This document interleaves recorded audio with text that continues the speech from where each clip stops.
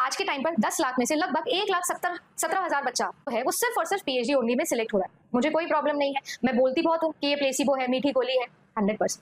But मुझे एक चीज बताइएगा, ये जो आपने दिया हुआ है, अगर आपको लगता है कि ये कैटेगरी 3 में इतने बच्चे क्वालिफाई कर रहे हैं, इट इज वैलिड, तो फिर आपकी जब यूनिवर्सिटी में वो बच्चा इंटरव्यू देने जा रहा है, आप ही की यूनिवर्सिटी में, यूजीसी ही तो कंट्रोल कर रही है ना भी सारी यूनिवर्सिटी, जब वो आपकी यूनिवर्सिटी में जाता है और इंटरव्यू सीट के ऊपर बैठता है, तो फिर उसे चांस क्यों नहीं दिया जाता?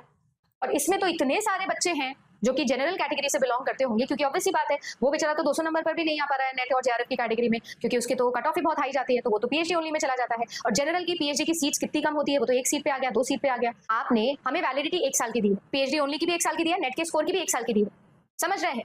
1 साल के अंदर क्या हम इतनी टोटल सीट्स भी निकालते हैं ओवरऑल पीएचडी की, कि जितने हम लोग ओनली पीएचडी कैटेगरी दे रहे हैं रिजल्ट में, वो बच्चा 1 साल के लिए वो लॉलीपॉप लेके घूम रहा है कि मेरा पीएचडी ओनली हुआ, पीएचडी ओनली हुआ, बट एक्चुअली में अगर आप देखो तो इतनी तो टोटल सीट्स भी निकलती है ओवरऑल सब्जेक्ट्स के अंदर 1 साल में। आपने 5,108 बच्चा सिर्फ और सिर्फ 10 लाख में से, या जो भी 8 लाख बच्चे अपीयर करे उसमें से सिर्फ और सिर्फ 5,108 बच्चे को जेआरएफ दिया, जो स्टाइपेंड लेने का हकदार है। स्टाइपेंड मिला नहीं है अभी, उसको मिलेगा। क्या सीट्स ये भी निकलती है, इतनी भी सीट्स निकल रही हैं। ये बच्चा जो नेट कर लिया है, इसका क्या?